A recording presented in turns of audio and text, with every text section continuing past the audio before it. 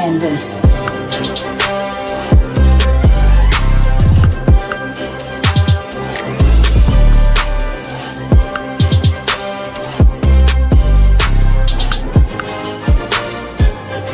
Would you care to step outside?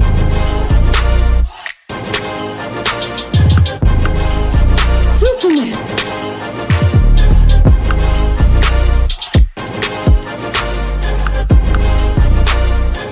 So, a black Captain America, huh? Damn right. We built this country. Bled for it. I'm not gonna let anybody tell me I can't fight for it. Not after what everybody before me went through.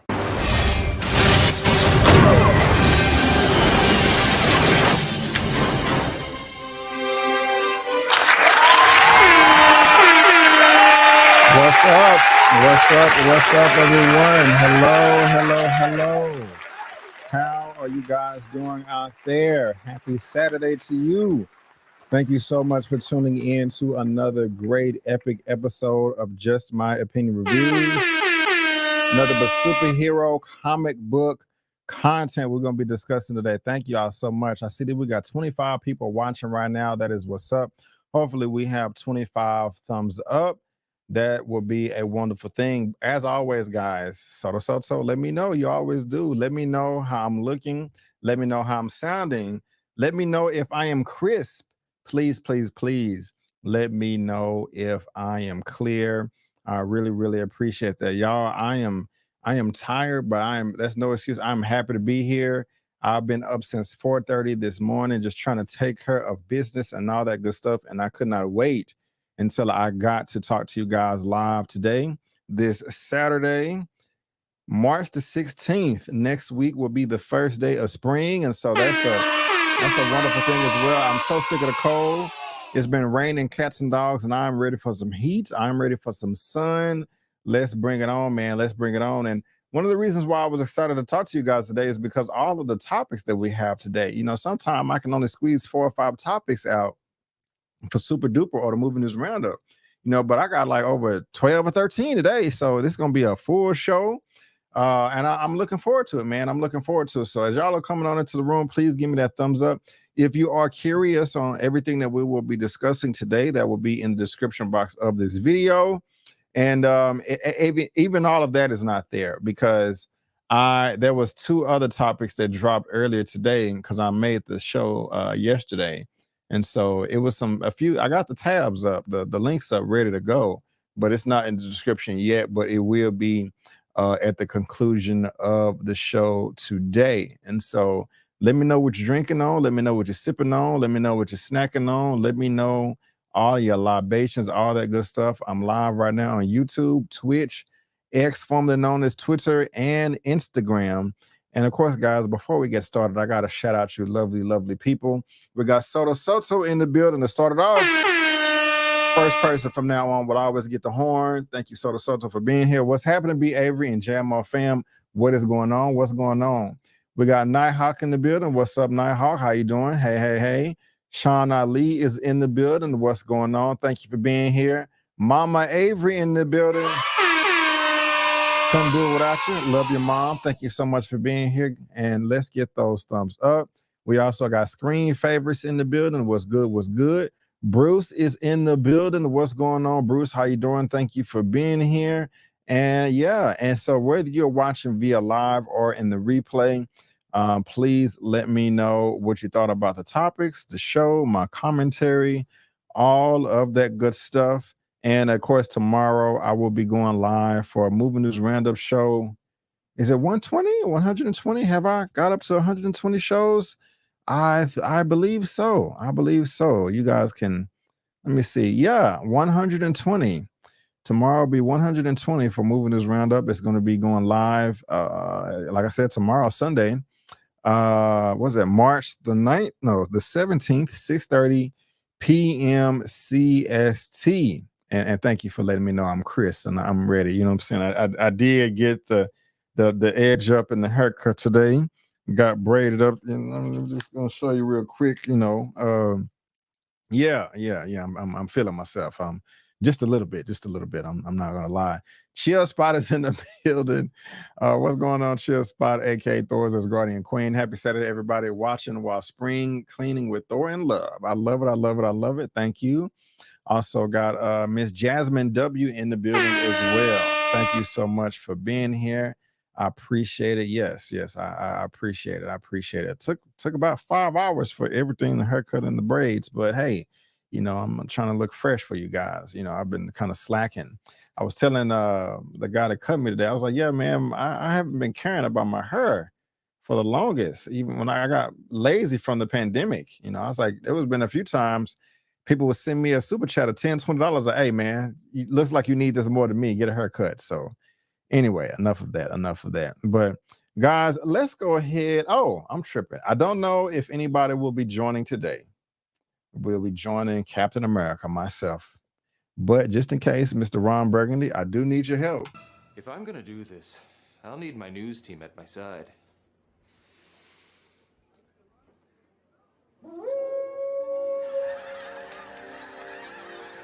News team, assemble!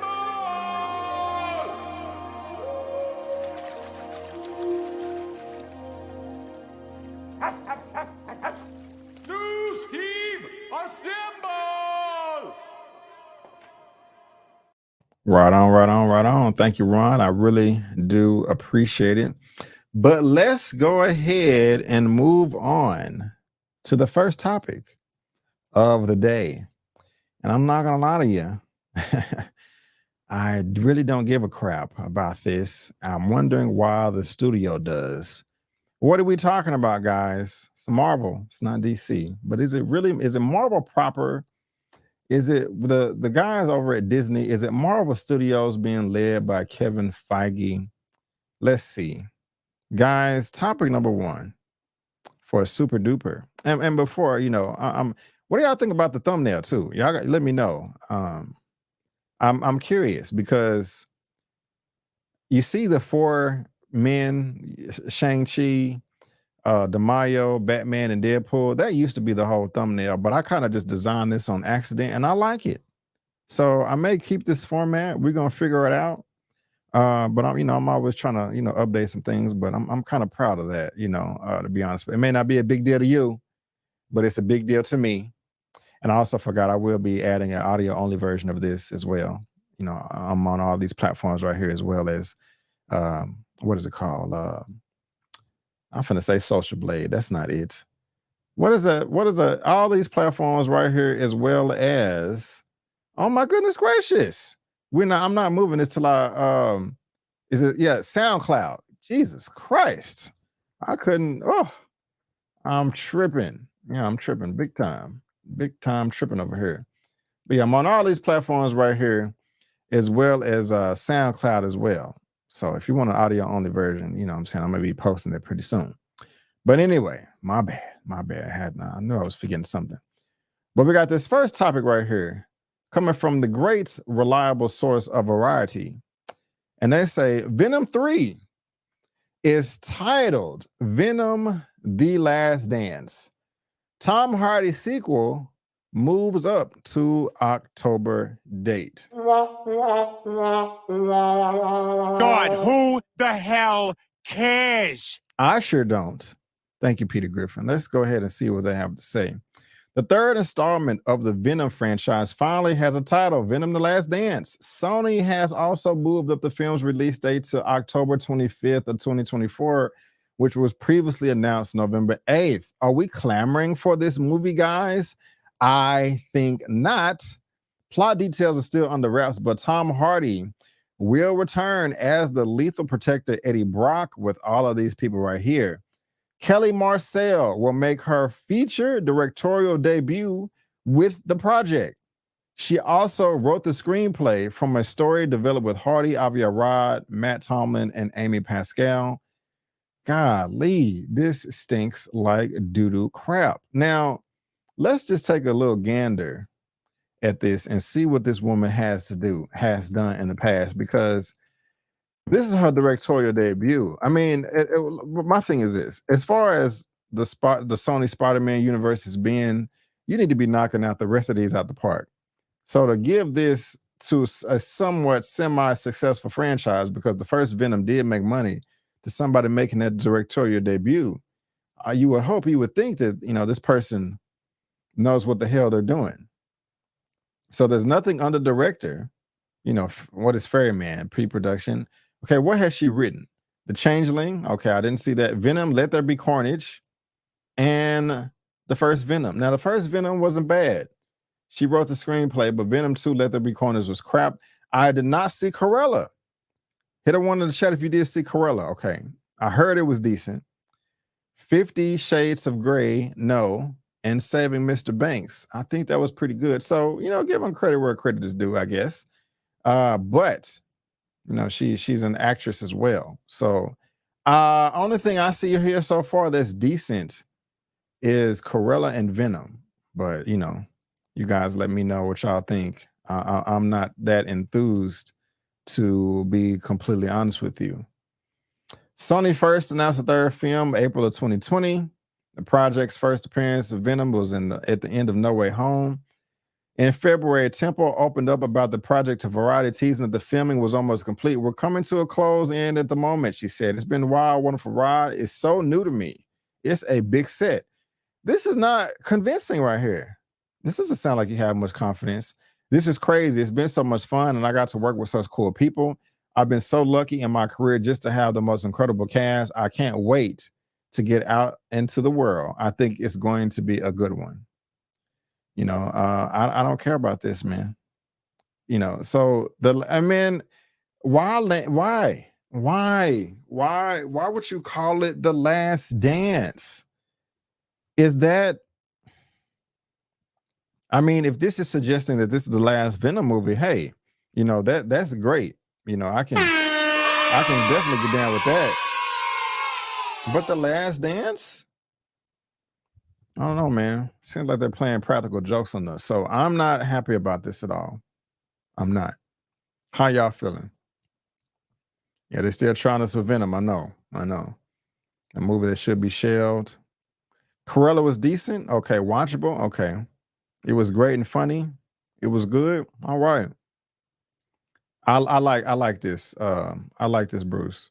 They should call it Venom: The Last Hoax, because that's definitely, that you knocked it out the park right there. The Last Hoax. So I'm not thrilled about this. It would have been better in my opinion if you just called it Venom 3, but they wanted to call it The Last Dance, like this is some 90s romantic comedy or something, and I don't get it. So boo, boo, boo. I'm not looking forward to it, but you guys let me know if you are. Link is in the description, and whether you're watching via live on the replay, I do want to hear from you. Okay, I do want to hear from you. But sticking on stuff from the Sony Spider-Man universe, we're going to be talking about Madam Web next and how great that has been doing. I'm just kidding. We have this from the Daily Mail, and I got to pull this up as well. What is Madam Web doing on Rotten Tomatoes? Freaking 13% and 57%. Fans didn't like it. Critics didn't like it. Nobody liked it. It sucked. One of the worst movies I've ever seen. You know who also feels that way? Dakota Johnson herself, the titular character. This is an exclusive coming from Daily Mail. Dakota Johnson angers Madam Web bosses for dragging the Marvel flop and failing to take any responsibility for its poor box office performance after saying she understands why it bombed. The $80 million budget film took a worldwide tally of $51.5 million for its opening weekend. Where is it at now, man? Where is it at now? Where is Madam Web? It ain't even on the top 5 or 10 no more, because it really crapped the bed. And I want y'all to think about that. Imagine literally crapping the bed. Like something happened with your bowels, you couldn't hold it, and you woke up in a pile of crap all over your crotch and just your whole lower region. That is gross. I also imagine that if you had company, if you're a male and your crush was spending the night. Now, if somebody has some type of medical condition out there and they can't help it, okay, you know, that's different. But if you just have an accident and literally crap the bed, that is what this movie did. That is what this movie did. It's not even gonna make $100 million, man. This is crazy. But let's see what Dakota Johnson had to say. Dakota Johnson is said to be in hot water with Sony and the team behind Madam Web after infuriating bosses by making multiple public digs at the Marvel movie amid his poor box office performance. The 50 Shades of Grey star 34 plays a titular superhero in the film that was ripped to shreds by critics and viewers alike following the release on Valentine's Day. The film has grossed a meager $40 million domestic after scoring one of the lowest superhero debuts in recent memory, taking a measly $15.1 million its opening weekend. That's domestic. Now Dakota is reportedly being accused of dragging the film and failing to take any responsibility after admitting she hadn't seen the film herself. Oh, really? Damn, I didn't know that. She ain't seen the film herself? Oh, that's funny. Lots of people at Sony are questioning her star power, and how she reacted to this failure will likely come back to haunt her. I doubt it. One insider told DailyMail.com exclusively, it's okay. Wait, they claimed that bosses had been fine with Dakota's co-star Sydney Sweeney making a playful joke on Saturday Night Live, but drew the line at Dakota's constant barbs. It is okay to joke about your movie not doing well and even to lean into the bad reviews like Sydney Sweeney did on an SNL with her monologue. But producers and Sony aren't laughing over Dakota's continued dragging of how she sees the fallout of Madam Web and how she isn't taking any responsibilities for its lackluster results, they said. Not even the movie is going to work, but a lot of hard work is put towards even bad movies, and for your co-star to shit on it is a bad look. They continued, Dakota is being looked down on over her talk of the film because everyone in the production is thinking, what if the movie was still the same, but also a box office gem?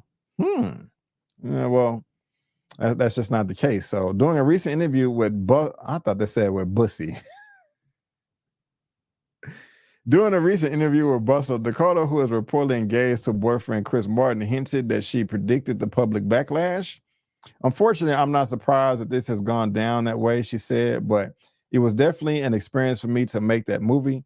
I had never done anything like it before, and I probably never will do anything like it again because I don't make sense in that world, and I know that now. She continues, sometime in this industry, you sign on to something and it's one thing, and then you're making it and it becomes a completely different thing. And you're like, wait, what? Oh man, Madam Web. That is unfortunate. But there she is right there. Well, she got a privates out, but yeah, this is the Hollywood handle. Madam Web is a chunky, poorly written, messy, sloppy movie packed with some mediocre editing and performance. Yeah, this is not good. So can y'all blame her though for dragging the movie? It stinks. I mean, what's she gonna say? Look at this. Look at this. What was cinema score? I haven't looked at that in a while. What was the cinema score for this as well? Cinema score. Let's see. Is Madam Web even up here? Madam Web. Ain't even here. Oh, here it is. It got a C+. Now this is awful. I see Imaginary got a C+ as well. But it's not easy. It's not hard to score well, y'all, on cinema score. You know what I'm saying? It's really not. You know, even if a film gets an A+, A-, that's not saying much, you know, but you got a C+. Fans walking out of the movie theater, it sucked. It stinks. You know, like, geez. So I don't blame her, man. I don't blame her. I think this is worse than that film, Screen Favorites. Actors catch it from their bosses when they trash the movies. Sure, she's lucky Don Johnson is her dad. They can't starve into submission. Yeah, man. Yeah, this is so they admitted the movie was trash. Apparently. So We can't blame her, man. This movie was trash, and she's putting it out there. So, what do you guys think about this? Or what y'all think about her commentary? Do y'all agree with Dakota Johnson? You probably do, but I want to hear from you whether you're watching live or on the replay. Is she wrong for this, Dakota Johnson? Is she wrong for dragging the film, or is she justified? Let me know in that comment section below, whether you're watching live or the replay. I'm very, very curious to know. Very, very curious to know. All right, now we're going to take a little break from Marvel. We're going to come back, though. We're going to come back. Don't trip. Don't flip out. Okay. Actually, no, we're going to stay on Marvel. We're going to stay on Marvel real quick. My bad, I just had my stuff out of order. We're going to stay on Marvel. And let me make sure I have... yeah. So this is good because I like Spider-Man. Who likes Spider-Man? I like all the Spider-Man movies. Andrew Garfield's the first, The Amazing Spider-Man, but The Amazing Spider-Man 2 was a garbage piece of trash, and I didn't really care for it too much. Why am I talking about this? Well, this is topic number 3. This is coming from comicbookmovie.com. Spider-Man 2 and more of the Wall Crawler's classic movies will be re-released in theaters this summer. So that's pretty good, right? Are you guys going to take any time to go check it out? I might go see Spider-Man 2. The Tobey Maguire one. You know, I may go see that. While we wait for news on Spider-Man 4, it's been confirmed today that 8 classic Spider-Man movies will return to theaters later this year to celebrate the 100th anniversary of Columbia Pictures. 2024 will see Sony celebrate the 100th anniversary of Columbia Pictures, and thanks to Cinemark, we've learned that several Spider-Man movies will be re-released over the next few months. Spider-Man 2002 opens on April 15th, with Spider-Man 2 following on April 22nd, before the trilogy closes it out with Spider-Man 3. I honestly may go see the first. I may go see this. Seriously. I just may do this because when these films came, you know, the first one that came out in 2002, I was a senior in high school. And I remember going to the theater in 2004. I remember who I went with, all my college friends, all my buddies.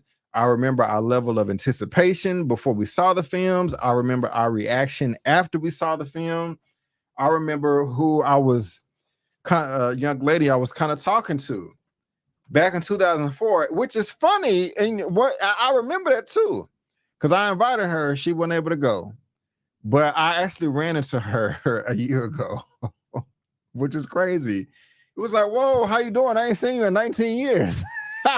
So all these memories are coming back to me right now. I remember the woman, the young lady, well, actually, she was older than me, that I took to go see Spider-Man 3 in Denton.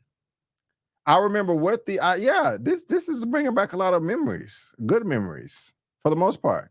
So I think I'm gonna go check this out. It says The Amazing Spider-Man came out in 2012, May 6th. I don't think I'm gonna go see these with Andrew. I mean, I don't know if I may do this one. I'm definitely not gonna go see this. Only way I will go see The Amazing Spider-Man 2 in theaters is if we are permitted to throw fruit and vegetables at the screen because that movie was so trash. If they say, hey, we know the movie sucks, you can throw stuff at the screen. Oh, I would be in their front row. Just, boo. Okay, enough of that. But I will do that if we're allowed to. I doubt it, but hey, somebody send me an email or DM me if y'all get that email, you know. So unsurprisingly, Marvel Studios trilogy is also getting the big screen treatment again with Homecoming, Far From Home, and No Way Home. I don't think I'm gonna do Homecoming, but I may do Far From Home and No Way Home because those were filmed in IMAX. And down the street from me, there is a real 70mm IMAX theater. So, you know, I may do that. There's one thing that separates a major studio from all other current content producers' history at Columbia, blah, blah, blah. I don't care. So y'all can read that if you want. You know, that's the end of the article as far as it talking about Spider-Man is concerned. But is anybody interested in seeing the first 8 Spider-Man movies or all the Spider-Man movies? If that, are y'all interested in going to go see it? I just gave y'all my reason, why. Toby is back. Yeah, you know. I'm getting confused with the sequel numbers for Spider-Man. Really, what are you confused about, Bruce? What are you confused about? Let me know. Maybe I can clear it up for you here and help you get a good understanding. Not front row. Some might that good point. Good point. So yeah, might people gonna be doing it on purpose. Hey, look at that guy. I want to beam him in the back of the head. Bow. That would be bad. That would be bad. But yeah, I already have them on my collection. Okay, I'm not mad at you, but I think I'm gonna check this out. At least the ones I named. So y'all let me know if any of you guys are excited about it. I'll watch No Way Home and IMAX. Yeah, you know what it is with the IMAX. So that's what's up right there. So yeah, whether you're watching this via live on the replay, let me know in that comment section below. Yes. All right. Now we can take a little break from Marvel and see what DC is talking about over here. What is DC talking about? We're gonna talk about DC just for a second, okay? And let me see here. What we got? Where's the background? All right. We're talking James Gunn's Peacemaker. What does he have to say? What does he have to say about Peacemaker? Well, let's find out. You can see that at the bottom of the screen there. But this is coming from comicbookmovie.com as well. It says James Gunn says Peacemaker season 1 is not part of DCU canon. Superman will lead into season 2.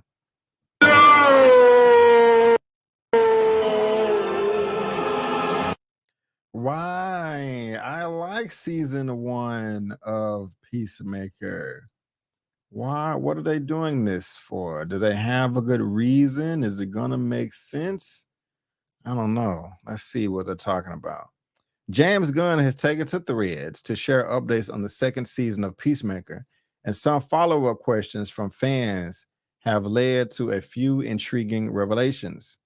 Gunn initially addressed Jennifer Holland, mentioning that filming is set to begin this summer, confirming that he does indeed plan to shoot season 2 of Peacemaker and Superman at the same time. For some reason, guys, I kind of felt like season 2 of Peacemaker already came out, but I'm tripping, I guess. Let's see here. The source is kind of iffy, but if it's true, Gunn began. John Cena shared this on Howard Stern last week. To answer your follow-up questions, yes, we'll be shooting Superman and Peacemaker simultaneously. Okay, that makes sense. Yes, I've written all the episodes, but no, in the interest of getting the show out there, I won't be able to direct them all, only some. And yes, Waller's still happening, and Jeremy and Crystal are hard at work writing great stuff. But the schedule was impacted by the strikes, so it'll come after Peacemaker. When Gunn took to the job of co-CEO, it seemed pretty obvious that Peacemaker season 2 was going to be a part of the new DCU. And while this is the case, y'all can't even see that. The first season is not. We're not certain why the Justice League showing up at the end of season 1 finale likely has something to do with it. But as far as we know, this is the first time 2 seasons of the same series will exist in different continuities. That is kind of crazy when you think about it. Gunn also revealed that Peacemaker season 2 will be set after the events of Superman, and the reboot will have an impact on the Max series. Does this mean we can expect to see some Peacemaker characters show up in Superman? Not necessarily, but that's what post-credit scenes are for after all. That makes sense. What do you make of these updates? Drop us a comment below. Well, I think it's smart and cool for James Gunn to be shooting season 2 of Peacemaker and Superman, which was previously Superman Legacy, at the same time. It saves time, it saves money, it just makes sense. I think it helps the overall story with everything being cohesive and melding together. That just makes sense to me. Now, also, James Gunn is the creator of all of this. He's writing and directing Superman, and he wrote and directed Peacemaker season 1. He knows these characters inside and out. So nobody's going to have a better understanding of himself. I mean, a better understanding of the material and where it's leading in the future in the new DCU than him. So I'm cool with that. Well, I mean, I wish season 1 was canon, but I'll get over it. It's not that big a deal. But I'm cool with this. You know, I was kind of joking when I was like, why? I ain't like season 1. I mean, I really do, but it'll be okay. Maybe season 2 will be some form of a reboot and they're just kind of pulling our strings right now. And I'm fine with that as well. What's up, Roberto? How you doing? How you doing? So I'm cool with this. Let's see here. Is Peacemaker season 2 going to be part? Yes. I would say yes to this. I would say yes. Yes. Canon, not canon, it don't matter. Just give me more dance intros. Yes. That dance intro was one of the best things in the whole wide world. Thank you, Roberto. Bring back the whole cast. I'm cool with this as well. I'm cool with this as well. So, I think it's smart that he's filming Superman and season 2 of this at the same time. I do. I think that's hella smart, hella intelligent. So, you guys let me know what you think down below in that comment section. Okay, and let me send a text real quick. 1 second.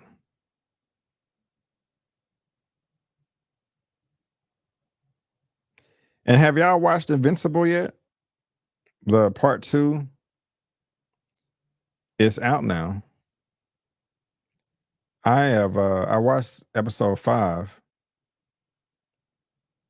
and episode 6 as well. I got to watch they gave me screeners, but I was tired this week covering from the Oscars, so I didn't make a recap of episode 5. But if you guys want it, if y'all want me to recap season 2 of Invincible, let me know. And I'll try to get that done as well. Wait, season 2. Hold on. Sorry.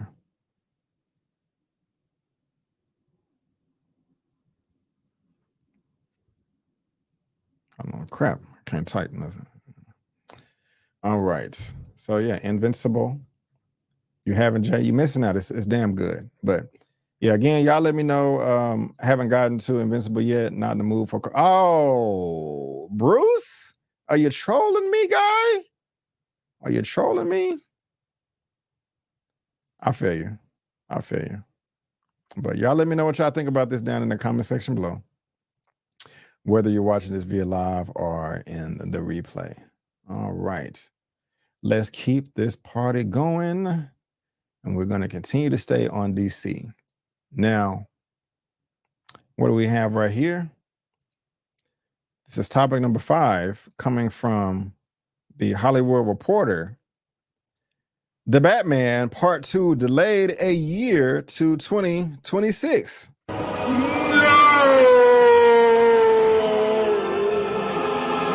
You know what? I'm just kidding about that. This is how I actually feel about it. Oh my God, who the hell cares? I'm one of those people. I don't care. I don't care. Now, look, the first Batman that came out 2022. It was a good movie. It was a decent movie. But I said in my video that this on my channel, I was like, this is not my favorite Batman. I like Christopher Nolan's Batman more, and I also liked Ben Affleck's Batman more. It wasn't a bad movie, but look, I did pretty decent on this right here. The Batman 2022 movie review. This is not my favorite Batman or Bruce Wayne. I didn't trash the movie. I kind of gave an ugly face, but I got 30,000 views for that. That's good for my channel. I also did a recap review with E-Man and Elliot with Movie Files, so y'all go check that out. But whether we get a new Batman 2 or not in this DCU, it doesn't matter to me. If we get it, great. If we don't get it, I'm not going to lose a moment of sleep. I'm really not. And so that's just how I feel about it. But getting into the article, in other notable calendar news, Paul Thomas Anderson's untitled event starring Leonardo DiCaprio lands. Okay, what the hell? I don't care about that. Batman 2 is flying off to a new date, pushed to 2026. Batman 2 was the only notable change made to Warner Brothers. all this stuff right here. Maggie Gyllenhaal directed Bride, starring Christian Bale, will take Batman 2's old date of October 3rd, 2025. Barry Levinson's gangster pick Alto Nights is being delayed from November 24th, 2024 until March 2025. And I don't care about Paul Anderson right now. Now, the sequel to Matt Reeves' The Batman was first announced at CinemaCon in April, but they're pushing this back. The Batman enjoyed the second best opening of the pandemic with 134 domestic, 770 million worldwide. That's pretty dope right there. It launched a new franchise with the Penguin from Colin Farrell and also your girl, what is her name?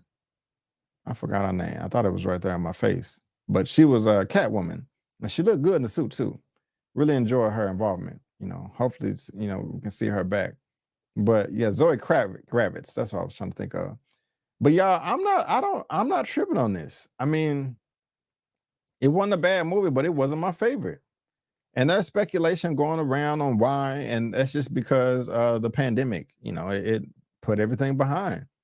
You know, we'll still get the movie, but this just wasn't my favorite Batman. So I don't care. I just don't care.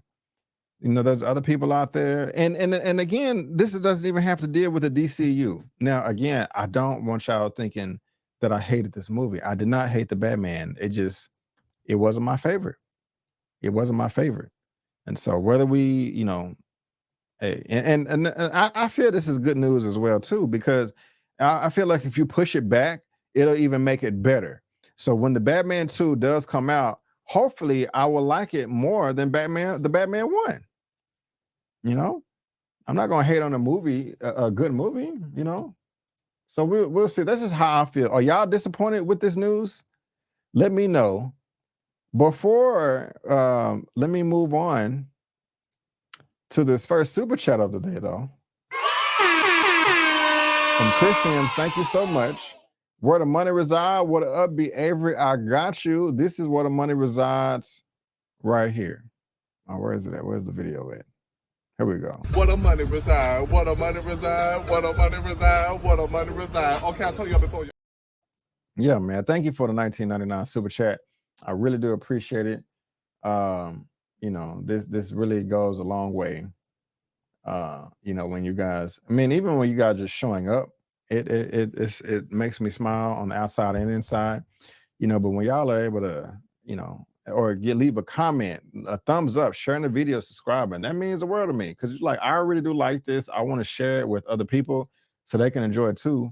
But then it's just that extra step when you take your hard-earned money that you could be doing something with and you want to share with me, that means the world. So you know, I don't want you to think I don't appreciate it. So I do.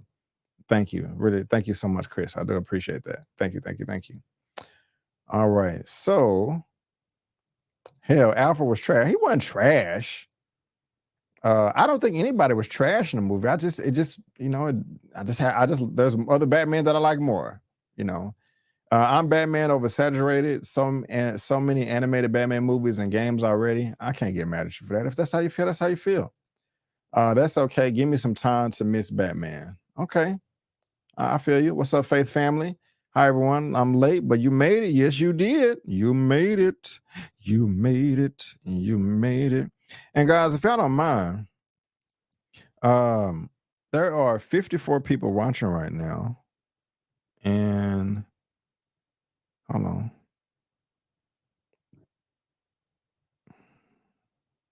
$29 thumbs up. Can I get some more thumbs up? I appreciate it. I did like the different direction they went with the storyline. I give them credit for that. At least they tried to change it up, you know what I'm saying? So, and thank you, Chris. We getting Penguin, so I guess we won, right? I love the new Batman universe. You mean as far as the Patterson, this one, or the one that we're going to get with Batman, the Brave and the Bold with James Gunn? I think you're talking about this one, but I could be wrong. I just want to make sure. What's up, One Journey? What's going on? Thank you for being here. But y'all, whether you're watching this via live or on the replay, let me know what you think down in the comment section below. I got you, Chris. Thank you. Whether you're okay with this or you're disappointed, I don't really care. you know, not crapping on it, but it just, I'm not disappointed by this at all. You know, I'll see it when it comes out. And if it doesn't ever come out, then hey, I got Batman Brave and the Bold to look forward to. So, you know, win for me at least. You know what I'm saying? So there you go. All right, guys. Well, that is going to conclude all of the DC news for today. But now let's go ahead and move on into the Marvel stuff. Here we go.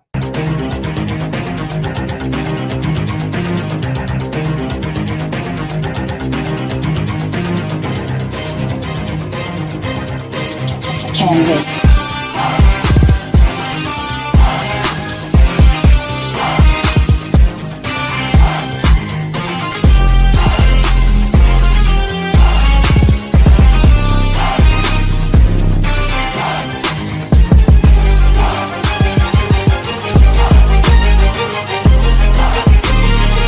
Previously on X-Men.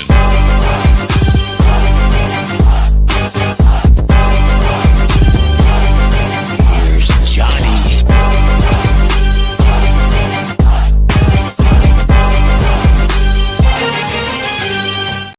Next topic coming from Collider, and they said Deadpool and Wolverine is full of Kevin Feige jokes, says Karen Sony. They have the exclusive. Okay, I'm cool with that. Let's break the fourth wall as best as we possibly can. Sony will reprise his role as Dopinder in the film. The taxi driver turned personal chauffeur for Deadpool, who desires to become a contract killer like him. While the star couldn't share any details on how his arc continues, he did believe it would be a worthy successor to the first two films from Sean Levy. He also pointed out how Deadpool's MCU debut is good for both parties. For Disney, it's a chance to revitalize their superhero franchise after films like The Marvels and Ant-Man and the Wasp: Quantumania underwhelmed at the box office, while Reynolds and company get a chance to work with Feige and play around with the very fabric of the new universe they now inhabit. For Sony personally, it was also a chance to get to know an industry giant. I can say that I think it will be really good, this movie. And from my little experience of my part in it, it's definitely. Ryan's taking full advantage of the MCU and playing with all the toys. It also feels like it's coming at a perfect time for the MCU because it's ready for a little bit of a shakeup, and he's definitely shaking it up.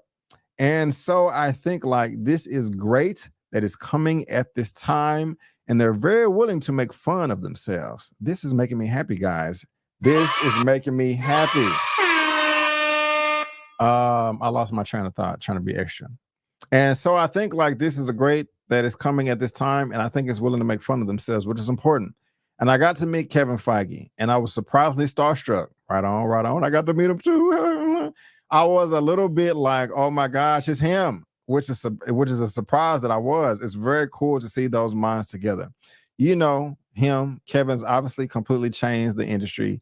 And then Ryan, who's such a genius, like them combining their power is pretty exciting. That's what's up right there. That is what's up right there. I like it. Is there another quote? I think it is. It's not another time. Okay. Deadpool and Wolverine will take plenty of cracks at Feige. Okay, let's see what they have to say here. Feige was game for much of it, Sony revealed, although the process was a departure from the original films. He said that the Marvel boss was thrilled to work closely with the team as they weave the MCU into Deadpool's world and capitalize on all the resources and IP that will provide. That also meant getting targeted by Reynolds on set and in doing jokes straight from the Merc's mouth. Which Sony says there are plenty for throughout the film's runtime. I hope it's 10 hours long. We need a 10-hour movie.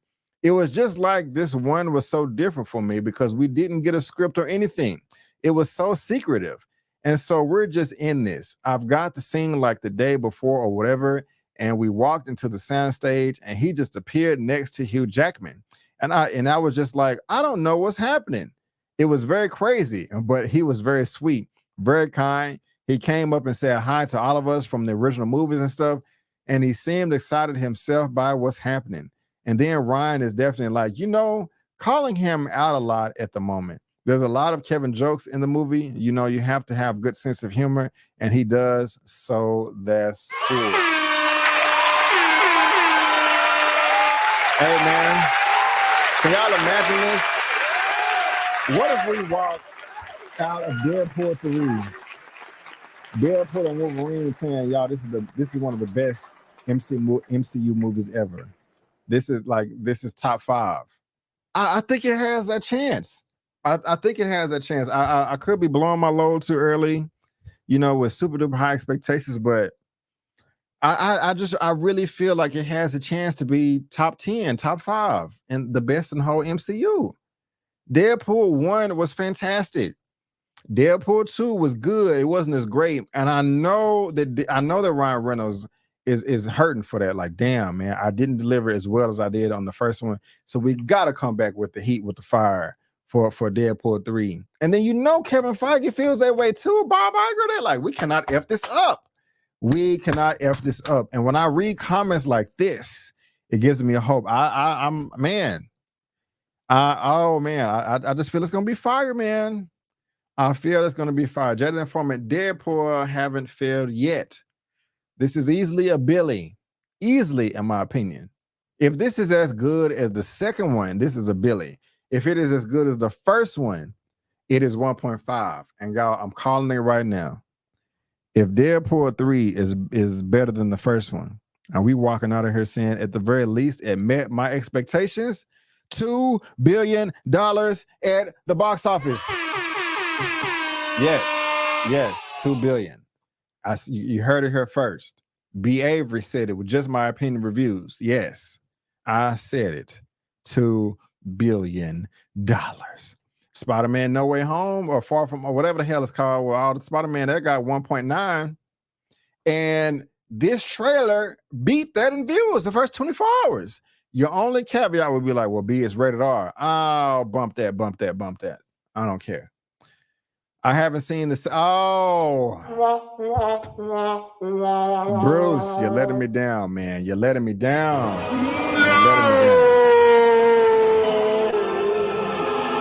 Get on it, Bruce. Get it. It's okay. I still love you. I'm not gonna block you, but get on it, sir. Get on it. Spider-Man got Spider-Man got way more fans worldwide.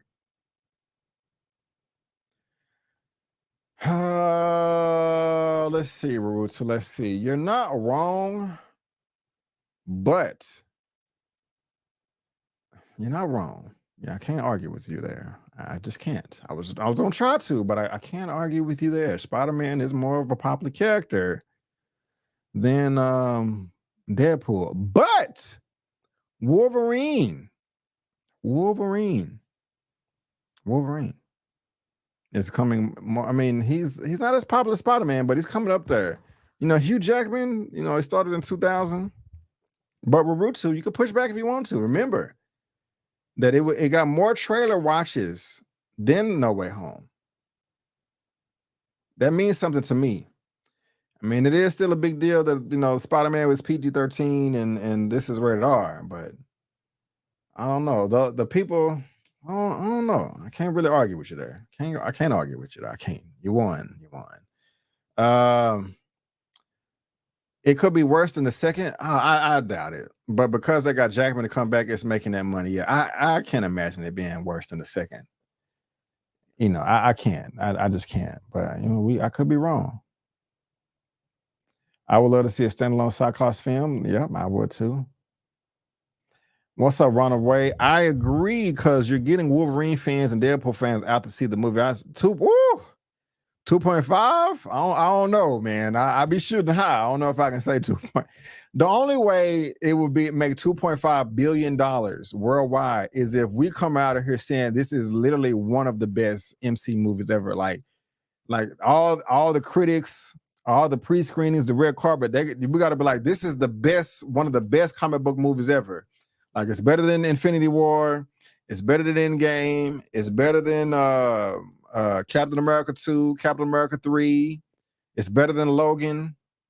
If people come out and universally, if everybody feels that way, then yes. But that's a tall order. You know what I'm saying? That's a tall order. You gave me the woo woo music. It's all good. I love it. It's in love, Bruce. It's in love. It's in love. It's in love. The one that will kill Deadpool for box office is that it will not get played in certain countries unless they give it another. Well, this is true. You know what? And I think they will have PG-13 versions in some territories. That seems like it would be the smartest thing to do. If a territory is like, hey, this is too explicit for us, give them a lower rated version, a PG-13 version. It would seem stupid not to do that. It would seem lazy. So that may work. That may work, you know. Deadpool is getting a lot of fans. Right. Yeah. Yep. And save is probably not the best word I would use. Maybe give it a boost. Yeah. So we'll see. But yeah, I'm looking forward to this, man. It's going down. I have high hopes for this. It's gonna be here in just a few months. You guys let me know what y'all think down in the description box. You don't let me down in the description. Let me know down in the comment section below whether you're watching this via live or on the replay. And there's a link to this in the description box for you to read at your own leisure. All right. Now, this next topic here is one that dropped today, and I haven't looked at it at all. So I have no idea.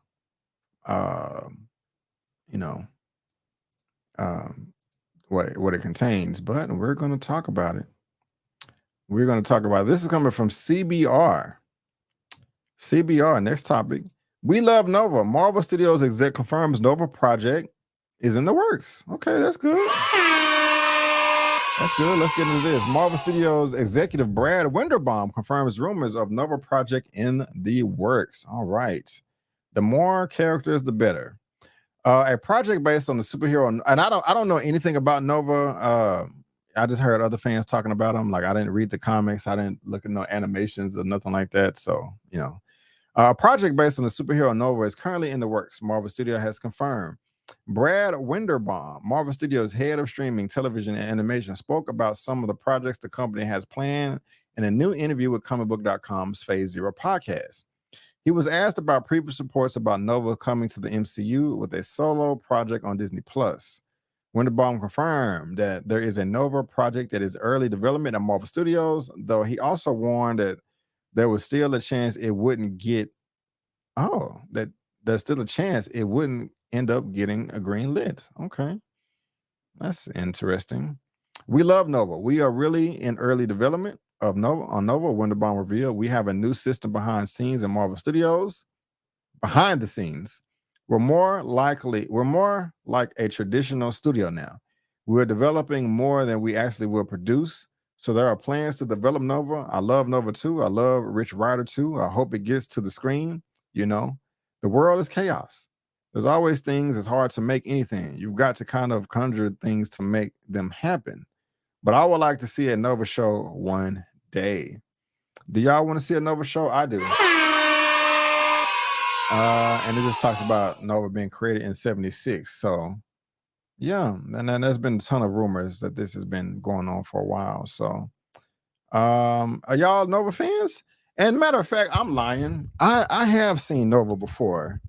And I want to say in the 2010s, one of those Spider-Man animated shows, not the 90s Spider-Man show, but the one that came out in 2010, Nova was in that show, and there was like little kids and stuff, and he was cool in that. I don't think that was the main Nova, but it was cool. You know what I'm saying? I liked it. The little bit that I saw, of this character. But I mean, it looks like a space version of Iron Man, and I'm not mad at that. I am not mad at that. So y'all want to see Nova? Nova done right will do well. This is true. For the most part, anything done right will do well. Well, no, that's not true. They should have Nova in Eternals too. I'm sorry, I don't know enough about the characters to know if that makes sense or not. But hey, if you think it makes sense, I'm down with you. I believe you. You know what I'm saying? So that'll work for me. Let's see here.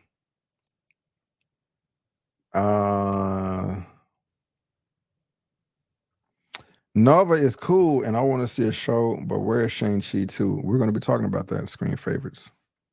We're going to be talking about that. He's got a Dr. Fate helmet. Right on, right on. So what do y'all think about this? Give me a second. I have to take a sip of water because I am parched.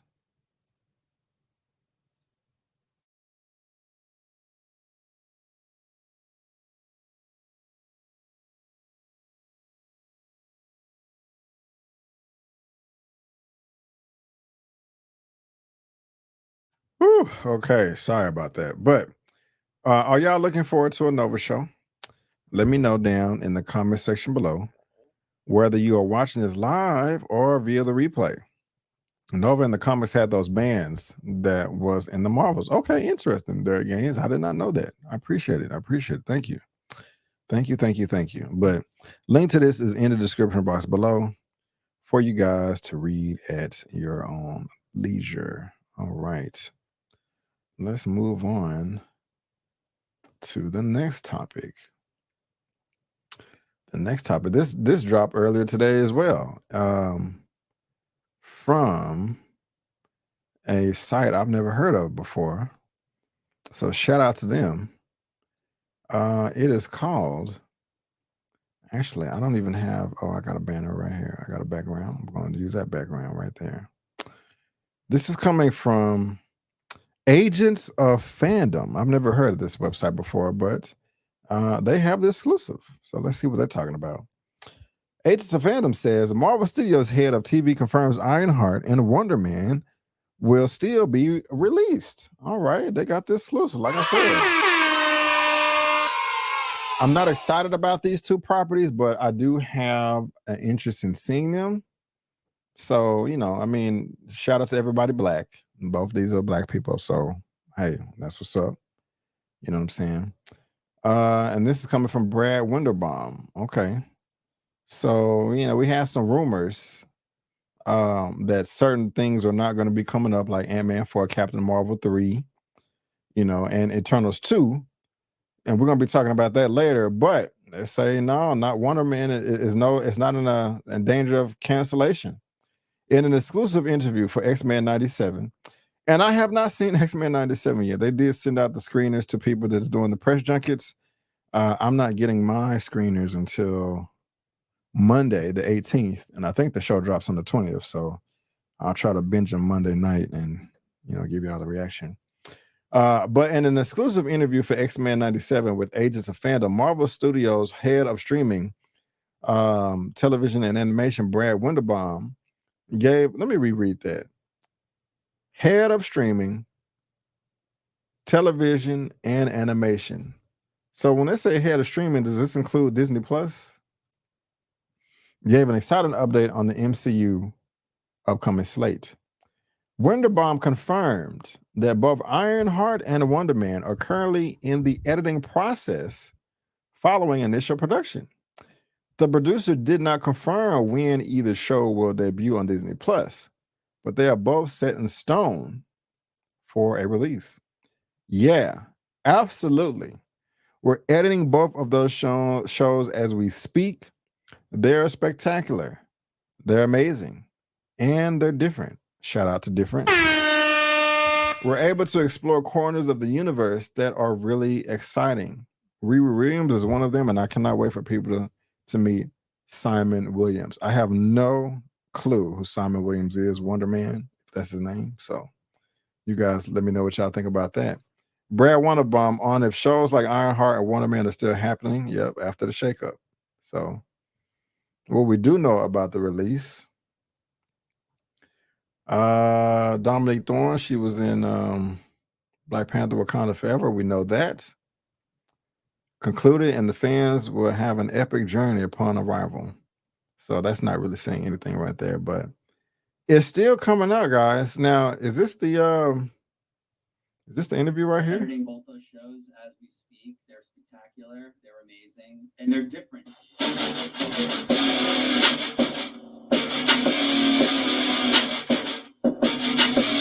Can y'all hear that? Hit a 1 if you can. This is TJ's word. merch with the Agents of Fandom Joy by Brad Winderbaum. X-Men 97 is upon us, and excitement is sky high with Marvel's most popular team back in the limelight.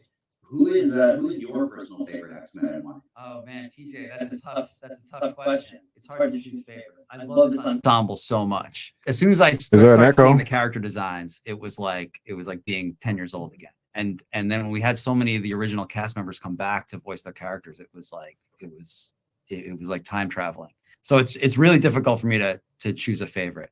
I'll tell you though, there are things that are unique to the X-Men animated series chronology that I love.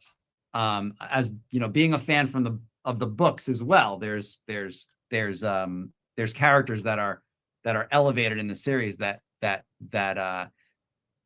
appear less in the books. And so I have to kind of call out, especially in X-Men 97, both Morph and Jubilee as being two characters that really get their due in X-Men. They did in the OG series as well, but they certainly do in X-Men 97. With excitement for X-Men 97 sky high, have you considered revisiting some other fan favorite shows from the same era, like Spider-Man the Animated Series, or something newer, like where the Agents of Fandom got our namesake, Agents of S.H.I.E.L.D.? Have you considered having Marvel Studios revisit one of the other fan favorite shows too? Well, you know, we're doing that right now. We're in production on Daredevil Born Again in New York. They're shooting as we speak. I'm seeing text messages come up from set. So that is probably the next show that is going to kind of revisit and revive a really strong and one of my favorite pockets of our universe and our fandom. And you never know is the answer. I will say that, you know, just like the original series had some really fun cameos that you didn't expect to happen, you can expect the same thing in X-Men 97. That is why I love the MCU, is when I got to see the X-Men coming into Spider-Man the Animated Series as a kid, it made me dream for that in a movie. Reports have been swirling and rumors that Marvel Studios is going to be focusing on, you know, bigger names, maybe like the X-Men moving forward, like Daredevil. Is this the case for television as well? Will fans still get to see shows like Ironheart and Wonderman happening in the future? Yeah, absolutely. We're editing both those shows as we speak. They're spectacular. They're amazing. And they're different. You know, something that's fun about television is it's a conversation with the audience. You know, I feel like, you know, movies are like statements. You have 2 hours to say something. And television shows, they take longer to make. And if you're lucky enough to have multiple seasons, there's a conversation happening with the audience as well. And certainly we're able to explore corners of the universe that are really exciting. And Riri Williams is one of them. And I cannot wait for people to meet Simon Williams. Oh shoot, my fault. He's Wonder Man. That's what's up right there. Shout out to Agents of Fandom. I never even heard of that website, that outlet, but he got the interview. So that is what's up right there. So yeah, man. Looks like we're still getting Wonder Man and man, I'm sorry. Wonder Man and Ironheart. Man, I'm sorry, my head went blank. I'm just really hungry. I haven't eaten since this morning, so I apologize about that. But y'all let me know what y'all think about this down in the comment section below. If you're excited about these two shows still coming to Disney Plus or wherever it's going to be debuting, most likely Disney Plus. But I mean, I'm cool with it. You know, like I'm hey, why not? I'm not just overjoyed, but I can ride with it. So link is in the description box below, and let me know what y'all are thinking again down in that comment section below. All right, we still got a number of topics left, and this next one is from MovieWeb, and as far as more cameos popping up in Deadpool and Wolverine. Let's see here. What banner do I want to use? I'm going to use this one. All right. This is coming from MovieWeb. X-Men star responds to Deadpool and Wolverine cameo rumors. Bit of a Pandora's box. What the hell are they talking about? Let's find out. Oh, is that James Marsden, Cyclops? I think somebody was commenting on it earlier. Will he be popping up in Deadpool and Wolverine? I surely hope so. Deadpool and Wolverine is rumored to feature appearances from various X-Men characters from the past, including Scott Summers' Cyclops. James Marsden portrayed the character in the original X-Men trilogy, plus a small cameo role in Days of Future Past. And now the actor is responding to speculation that he may be making a return. During an appearance on the playlist, Marsden was asked about appearing in Deadpool and Wolverine since he spotted near where filming was taking place. The actor had a good excuse for being in the area, and he was finishing up work on Sonic the Hedgehog 3. What did he say? I keep hearing about that. I can't walk down the street without someone asking me so evidently. There's a lot of chatter about that. It'll be fun. We just wrapped Sonic 3, actually. We were near the Deadpool stages up there in Pinewood, actually. Yeet. This is a little bit of Pandora's box. I would love for James Marsden to make a cameo in X-Men. I mean, in Deadpool and Wolverine. That's like real talk. Because, man, that is just perfect casting to me. He looks exactly like the character. He wasn't done justice in the films, showing, actually being a leader of the X-Men, actually showing all of his powers, all of his abilities, all of his feats, but he still was badass, and so I definitely want him to come back if that's the case, because I think he's casted perfect, and so, he's being coy. Didn't he get canceled? I don't know. What did he get canceled for? If so, I didn't hear that. What the hell? I got this commercial going on in the background. I don't know. What did he get canceled for? I never heard that, but I would love for him to come back. And yeah, Sonic 3. Sonic 3, baby. Sonic 3. So do y'all want James Marsden to come back as Cyclops? Do you? Yes, no? Maybe so? Let me know in that comment section below.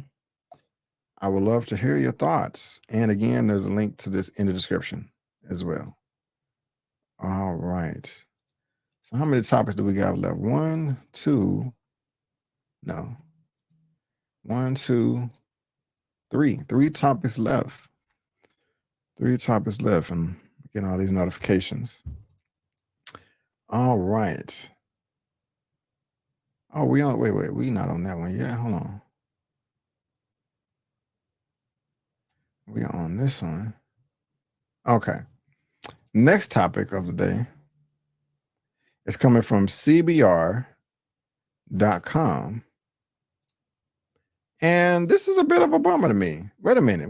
Hold on, y'all. I know now we got 4 topics left. I'm missing a link. Hold on. There we go. Yeah, give me a second. Okay, I'm out of order, but we can do that next. Okay. All right. This is coming from CBR.com. And it says Eternals 2, Ant-Man 4, and Captain Marvel 3 get disappointing updates.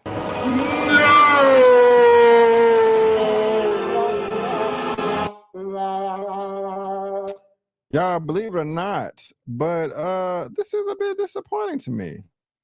Shout out to E-Man with E-Man's movie reviews, because we feel completely different than this. I was checking out his live stream from Friday. I don't know if he's watching this. He probably like, what? You're disappointed? E-Man? Let me make this bigger. I'm calling you out, sir. As far as Eternals is concerned, you know what I'm going to say. Stop running. Stop running. I'm ready whenever you are. I'm ready whenever you are. I am ready whenever you are. Guys, I actually enjoyed the first Eternals movie. I did. Everybody doesn't feel that way, but hey, it is what it is. All films are subjective. It wasn't a perfect movie. It was not a perfect film. but I personally enjoy the Eternals, and I want to see more from those characters. Now, unfortunately, it didn't make crap doggity doo-doo at the box office. It failed. It lost the studio money, and I want to hear from you guys as well. But Eternals 2021, yeah, it didn't do well. What was the budget for this? Eternals production budget 236. So it needed to make at least 700 million, for the studios to feel like it had a respectable profit. And if we look at Rotten Tomatoes, I think this is pretty poor as well. I enjoyed it though. I did. Now I'm imagining the E-Man is here. I'm pushing back. He was like, we don't need to see a sequel to the Eternals to know what happened about the Celestial in the Earth.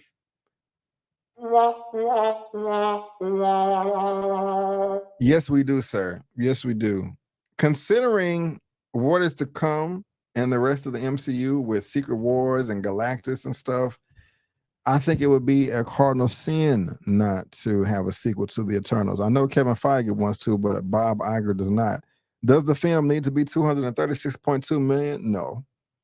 You can lower that to 200 or 150, 175, but I want to see this. Now, when it comes to Captain Marvel 3, I'm not tripping. I mean, if they made a Captain Marvel 3, would I be upset? Would I be complaining? No, I wouldn't. I'm not saying I would be excited about it either. I'm not tripping. Now, one thing I can say with Captain Marvel, and this is obvious, is that, it did make a hell of a lot of money. Admittedly, the only reason it made this amount of money, not 1 billion, but 1.1 billion. The only reason it made that much was because of Infinity War Endgame, and it was in the middle, and everybody wanted to know what happened next. It was perfect marketing, smart. But I can admit this is the only reason it made money is because of Infinity War Endgame. The Marvels did not do well at all. God, dog, that was shit the bed for real, big time. Doo-doo everywhere. I think the budget was 270 as well. Now I think they got like a 40 or $50 million tax credit, but we're gonna say 270. So let me say this. Let's pull out the calculator here too. What was the okay? So the budget for the first Captain Marvel was cheap. Well, not cheap. It was one of the least expensive. 160. The only other film that was least expensive than this was Ant-Man 1 and 2.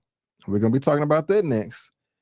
But let's pull out the calculator and have a little fun with some math here. Okay. So 160 million for Captain Marvel 1 plus 270 Captain Marvel or the Marvels Part 2. That's 430 million. Just for shits and giggles, let's go ahead and round that up to 450 million just for all the naysayers out there. Just for all the naysayers. Okay. So we're going to take 1.1 billion, 416, 446. That's what the first one made, Captain Marvel. And then what did the second one make? The Marvels. God, that's horrible. Okay. Plus 206. Hold on. Plus 206, 111, 144. So out of Captain Marvel 1 and Captain Marvel 2, worldwide, it grossed $1.3 billion at the box office. Okay. Now remember, the budget for both of these was 430, but we rounded up to 450. So if at least 33% of the box office goes to the theater/theater owners, we're going to times that by 0.66 so we don't have to do all the math. Okay, so that's $882 million left over. Okay, minus the 450 that we rounded up to for the budget for both films. Okay, that's $297 million. Okay, now we still have to subtract the marketing. So let me see. The Marvel's marketing budget. I don't know if they're gonna give us a figure. Okay, basically its budget is 219. Okay, because I did say 270 for the Marvels, and then I said that about another 40 and 50 million tax credit. So that's what brings it down to this 219 right there. But we still saying 270. So with a budget of at least $100 million, considering marketing budgets. Okay, so the Marvels marketing budget was $100 million. Okay, so 100 million. All right, Captain Marvel. This is the first one marketing budget. The budget is the lowest. Hold on, let's see how much it cost to make. Comparing sequel to its Captain Marvel had a budget around 175. Okay, we don't have another marketing budget for the Marvels, but we did get one for Captain Marvel. The Marvels, which was 100 million. Let's just go ahead and say that it was another $100 million to market it. Captain Marvel, the first one. So Captain Marvel 1 had a $100 million budget, and the Marvels, Captain Marvel 2 had a $100 million budget. 100 plus 100 is 200. So if they have $297 million left over, after we subtracted the third that goes to the theater/theater owners on average, and the $450 million production budget, minus $200 million marketing budget, Marvel still made a profit, goddammit.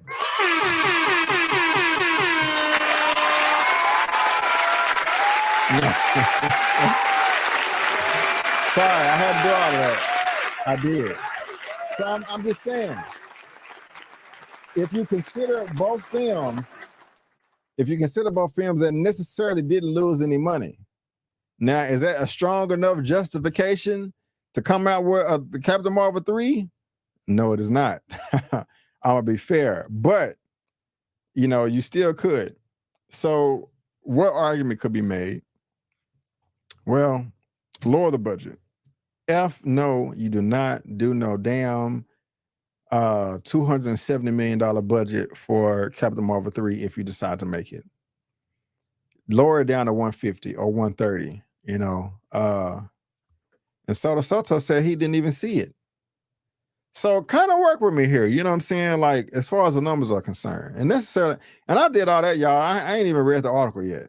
I don't even know what the article say. But before we talk about Ant-Man 4, let's get into this. Daniel Rickman shared some disappointing news about the upcoming sequels. Trust the source. Marvel Studios will be taking fewer risks and focusing on more guaranteed hits. Nothing is guaranteed, but that's kind of interesting.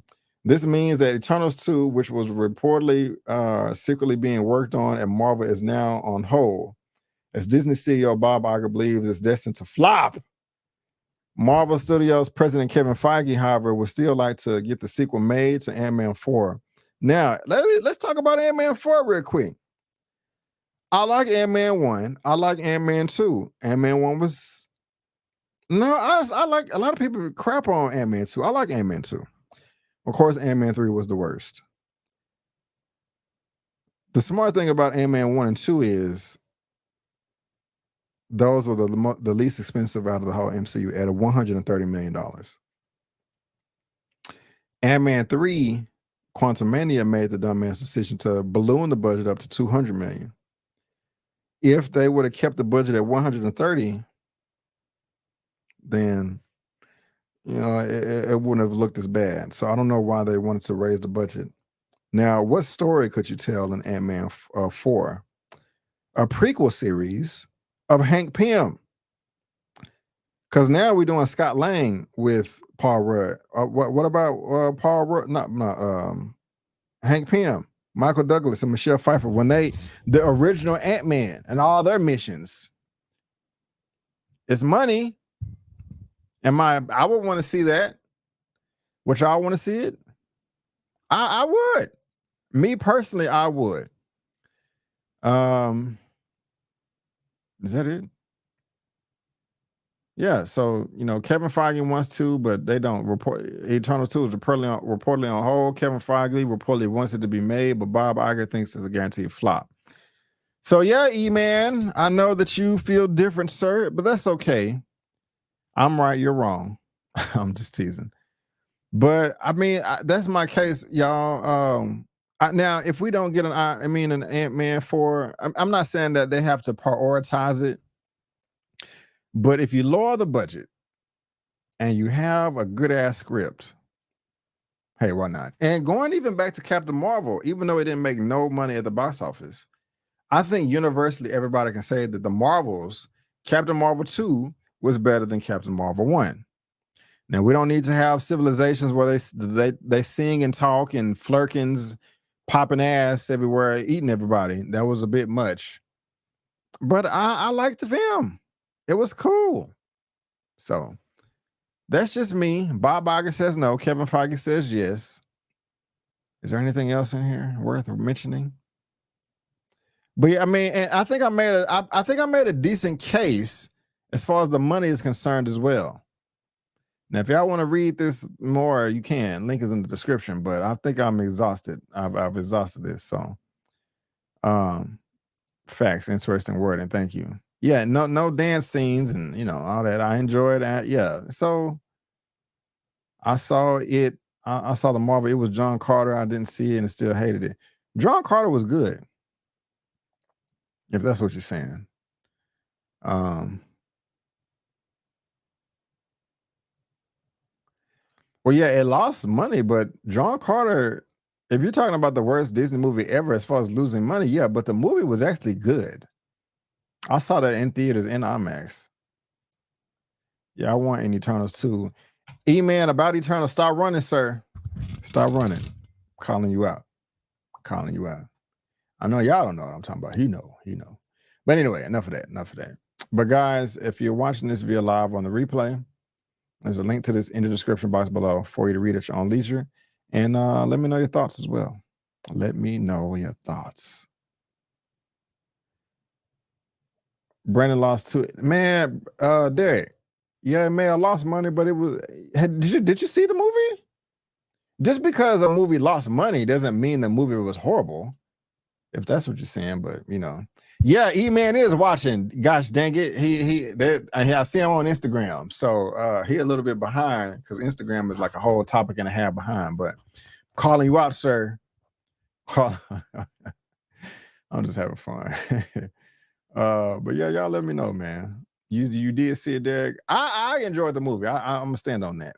As a matter of fact, since what is that? I think everybody else said it sucked too. But I don't care. Yeah, I got a 50. I enjoyed this. I enjoyed it.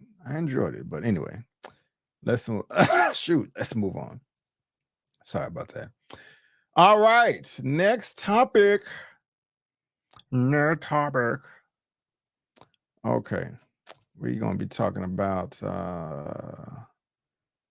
where's my background at? I thought we're gonna be talking about some Shang-Chi and Iron Fist. Coming from CBR.com, Shang-Chi 2 reportedly brings in Iron Fist in the MCU. Is this good or bad? I don't know. Who the hell cares? Hold on, what does this one do? Okay. Oh my. Oh my God. Why okay, I kind of forgot what my buttons did. Sorry. Insider Daniel Rickman, this guy keeps popping up, reveals that Iron Fist will be part of Shang-Chi 2, which is moving forward in Marvel Studios. I like cameos and stuff, but I just don't. I don't know if I want Iron Fist to pop up. I kind of just want Shang-Chi to stand on his own and just establish himself as just an ultimate bad. I don't know. I mean, I don't know. I'm just on the fence. Some major story details from Shang-Chi 2 have just been shared, teasing the action-packed sequel that will officially connect Marvel Studios' overarching multiverse. No, if this is being linked to the Netflix series F no. Oh my Yeah. God, who the hell cares? I do not want that. According to Daniel Rickman, Shang-Chi 2 will begin filming in 2025 with the director coming back, returning as writer and director. While light on plot details, Rickman did state that the sequel will feature time travel and Iron Fist. I don't know about that. I don't know. However, fans should not expect to see the film back as the superhero, as the insider added that the Iron Fist that appears will be the same one that debuted in the upcoming Eyes of Wakanda's animated. Wait. Let me. However, fans should not expect to see Finn Jones back as a superhero. Okay, thank God. Yes.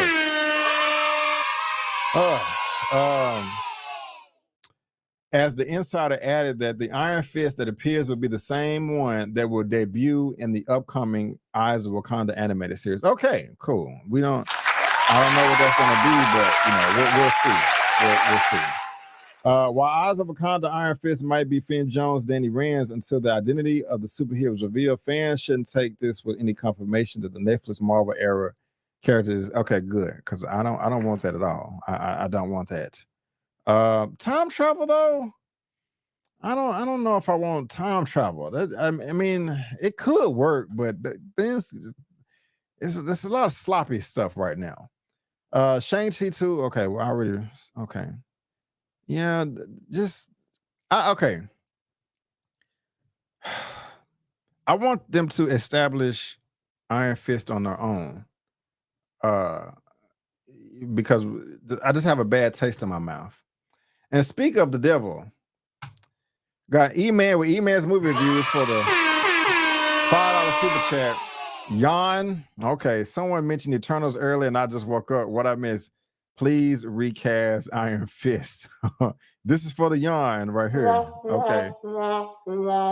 However, thank you so much for the $5 super chat, my brother. I got you. I know you love this right here. Yes! Definitely agree with you on the recast. Yes. Yeah, I definitely agree with you there. Eternals rules. Thank you, E-Man. Y'all go check out his live that he did this past Friday, because he feels the exact opposite I do as far as the Eternals 2, Ant-Man 4, and Captain Marvel 3. But thank you, E-Man. I appreciate you, brother. I appreciate you. Yeah, I time travel that makes me nervous, and yeah,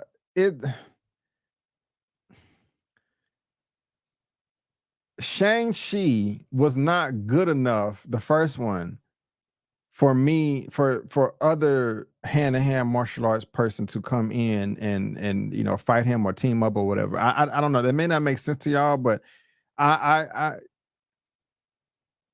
Shang-Chi, the first one, fell below expectations for me.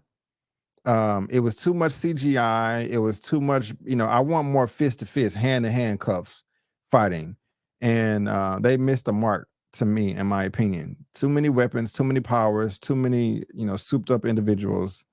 And so I want an old Shaw Brothers style Kung Fu hand-to-hand film. I have a video on that on my channel. But this gives me some pause. I'm not really too thrilled about this. I'm not. Y'all let me know what y'all think. I'm just not thrilled by this. You would think like, oh man, you have two of the best hand-to-hand fighters in Marvel, in the MCU, in the same film. They can either team up or fight each other. I'm just not thrilled about it right now. Let's build these characters up and then have them meet. You can have an Avengers level street, film, like Shang-Chi, Iron Fist, Black Panther, Daredevil, Spider-Man. Build up to that. Build these characters up. Have another Shang-Chi with him by himself. Have an Iron Fist movie or show by himself. Of course, we're gonna have Black Panther, and we already got the separate. I'm not thrilled about this. I think they should keep him, and he trains with Shang-Chi, Colin Wing. They do crossovers with Lecture Echo the Hand. I'm not saying it can't work. I'm just not. I'm not feeling this. Aquafina is your new. Oh Lord, no. Let's get that off the screen. I'm sorry. I want them to stop introducing new people. I agree and disagree at the same time. I agree and disagree. Yeah, I remember the Defenders. Yeah, I tried. I tried to drink it out of my memory too. It was okay. Yeah, you know. Yeah.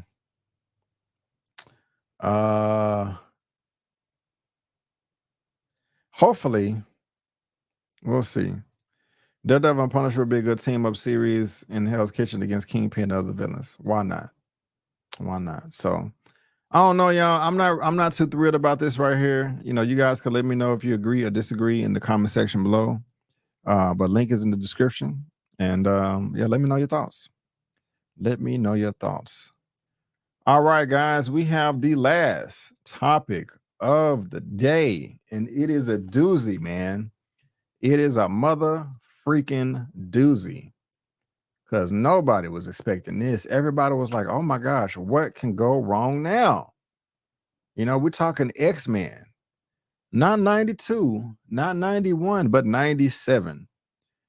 And it's about to drop on Disney Plus Wednesday, March the 20th, the day before the first day of spring. And man, I am a happy camper to check this out. But we got some news this past week to where everybody was like, what the hell is going on? When is the premiere date? Is it the 20th? Yeah, March 20th. So next Wednesday. Now, I have not seen, you know, there's a number of other critics and pundits and outlets that have seen the first 3 episodes. Again, I have not seen them. Ant-Man, shout out to E-Man, he was able to see it. I don't get my screenings until Monday, and I'm gonna try to get you guys some form of reaction review recap. But you know, one of the creators of the show, Bo DeMaio, this guy right here that you know, that's been working with Marvel for quite some time, he's not a part of the franchise anymore. And it shocked everybody that pays attention to this type of stuff. What this is coming from the Hollywood Reporter. Marvel shocker: X-Men 97 creator Bo DeMaio fired weeks before premiere. They have the exclusive. In an unusual situation on the eve of a project debut, the writer-producer who worked on Moon Knight and Blade will no longer be promoting the show or moving forward with the future seasons.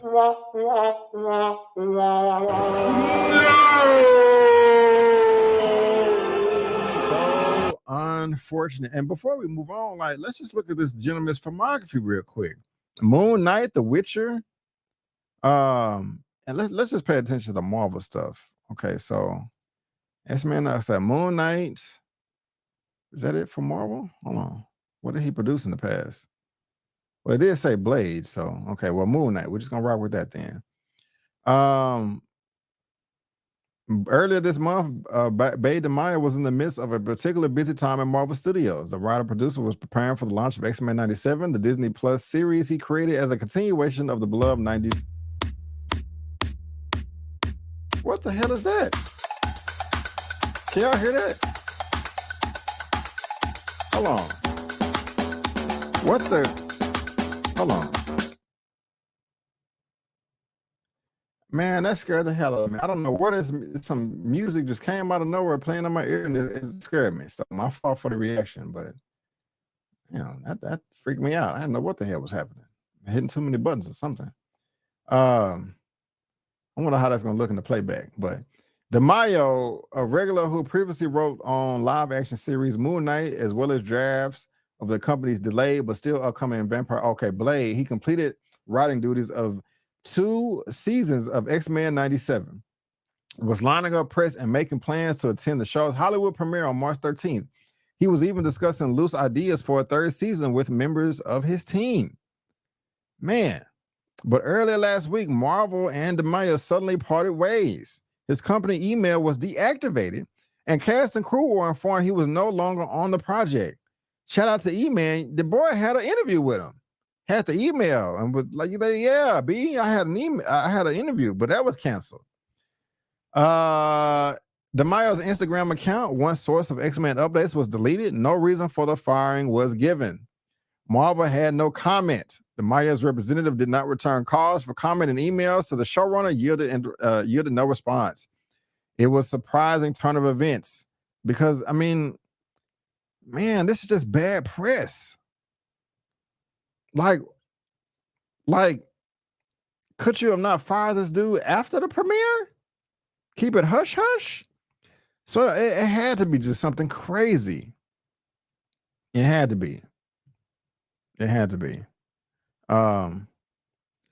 It was a surprising turn of events on the eve of the show's March 20th debut, splitting the writers into a normal part of business for Marvel or any studio. However, it was unusual for a top creative on Marvel project to miss a premiere or cancel press plans last minute, even if they've been shuffled to the side. Most Marvel premieres feature multiple screenwriters walking the red carpet, some of who had been rewritten by others writers also walking the carpet. Mayo was hired in November 2021. The movie was met with some level of excitement, and the scribe brought his identity as a gay black man to the project. So they wasn't hating on him because he's, part of the LGBTQ. And man, this is crazy. This is crazy. So pretty much y'all know, y'all have heard this by now, right? Everybody been talking about it. So there was speculation online, like, oh man, was he popping his ass online? His man got an OnlyFans account. Okay, was he showing some explicit pictures and showing his private parts and stuff like that? Apparently that's not the case. No, because they said, the article just said he was hired in November 2021. And I think he's had his OnlyFans account since 2022. So at least 2 years, so that's not it.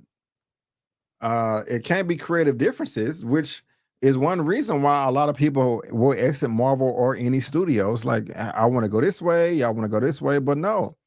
Not only is season 1 done, but season 2, and from what I hear, season 1 is great. And so what could it be? I have no earthly idea. And what's also crazy is I got this article right here from Entertainment Weekly. Marvel Animation's head addresses X-Men 97 showrunner exit. Brad Winderbaum, who held animation at Marvel Studios, speaks with EW about the situation. Brad Winderbaum, the head of streaming television and animation at Marvel Studios, addressed the sudden departure of X-Men 97 showrunner Bay DeMaio that still has fans and press scratching their heads. I can't talk about the details, Winderbaum tells EW in an interview, but I can say that Bo had a real respect and passion for these characters that he wrote.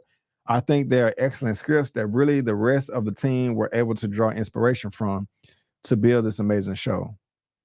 Asked if he would categorize the parting of ways as a firing, he says, I don't.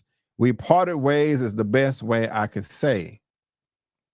What the hell happened? Because he is speaking highly of him right now. And I don't know what to think. Because I was thinking, okay, it had to be something with HR or something legal. But that would only warrant, in my opinion, that would warrant an immediate firing. But if that's the case, or okay, let's just say it was something legal. Let's just throw some darts out there. It wasn't creative. It wasn't for OnlyFans. Let's just say allegedly, let's just say it was something inappropriate or illegal. If that was the case, I don't think Brad Winderbaum would come out and make these comments like this. Even if you are able to separate the two, like the man makes good content, but he's a monster. Two totally different things. If he's a monster, it would make more sense to me just like, hey, we have no comment, period. Or he would come out and be like, even if you want to avoid drama, but like, look, we had to get rid of the guy. But he didn't even say it like that. He was like, hey, he parted ways and he spoke good about him. So I am lost, like, on what it could be. I mean, I'm thinking about an old job that I had, and an employee was fired on the spot. Great employee. went above and beyond what was assigned to them. They did their job plus more. Very productive. Made the company money. But because they disagreed with a decision a manager made in an office meeting, things got a little spicy. Attitudes started flaring, and they made an appropriate comment that they shouldn't have. And that's, oh, you ain't gonna talk to me like that. You out of here. I don't care how much money you made the company. I don't care what you did. If you're gonna call me a bitch to my face, and you're fired. Could that have happened? Could there have been a meeting and he popped off at the mouth and was like, "You're effing retarded," or excuse me, but I'm just saying, what was it? Did he post something on social media? Like, I don't know, something anti-Semitic or about what's going on with a war or something? Like, I just don't know. And I'm trying to think about. I'm okay. Like, did he do something inappropriate with a minor or something like that? Okay, let's say for instance that's the case. Brad Wonderbaum wouldn't come out and say these things, even though they have nothing to do with each other. He would be like, "Oh, that's disgusting. I'm not." Just no comment. Period. Like, this is just really weird, man. This is really weird.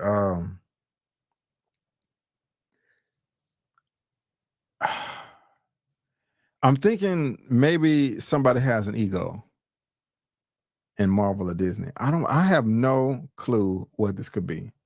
No idea what it could be. And it's like Marvel has had crappy press for the past 2 years or so. Blade, Jonathan Majors, this, that. You would think that, like, okay, let's just try to keep this under wraps until after the premiere. Wonderbaum also told Variety on the subject matter, he did an excellent job work writing 1 and 2. I can't wait for fans to see the series. The entire team came together to create a revival worthy of the X-Men 60-year legacy. From Stan to Jack Claremont, the Lee Walls. I mean, he's talking highly about this man right here, man. So I don't know, man. I don't know what the hell this could be. Nobody knows. This is weird.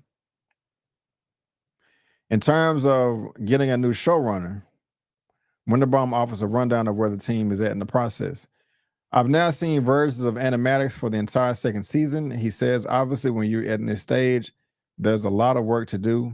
It's editorial, but it's also just iterative,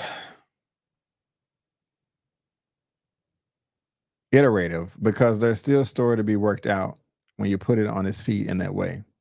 We're going to start development on the 3rd season very soon. And yeah, we're trying to figure out who is going to be the voice on that page. Luckily, that's going to come as a surprise. There's many talented X-Men friends, excellent writers. X-Men will appear, black man growing up with an adopted family, specifically the themes of discrimination, family. It's always interesting to take. Oh, okay, they're talking about the show. So yeah, man, that's it, man. The head exec talks about it. He addresses it.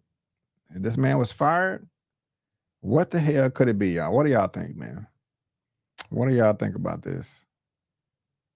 This is insane to me. I call it the Jonathan Majors effect. I think Disney has zero tolerance now. When it's in the past, they look the other way. I guess it worked bullshitting. Oh, you got to be bullshitting me. Okay. It's got to be rough getting fired. Yeah, man. It got to be rough. On your day off, I know. Only if he has a legitimate reason. Hopefully we will get a whistleblower. What the hell? Why did that pop up over there? Wait a minute. A little glitch in the sharing of the page. Okay, that was funky. Maybe it's a family thing. No, I doubt it. Give us some time. We'll probably get more about it once the show comes out. Hopefully.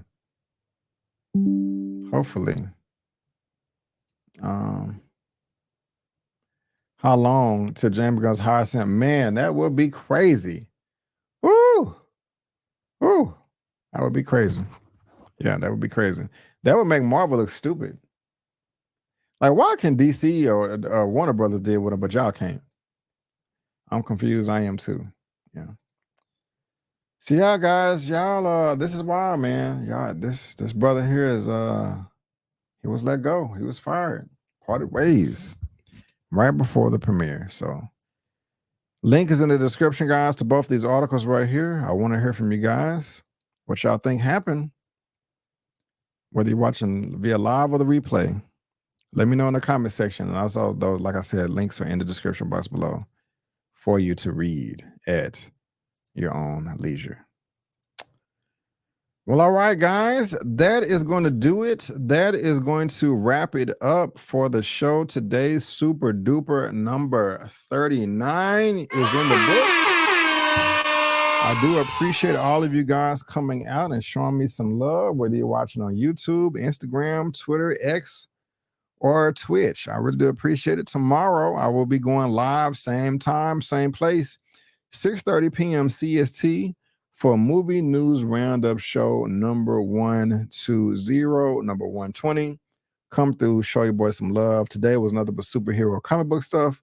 Tomorrow is nothing but movie news, entertainment, streaming, all of that good stuff.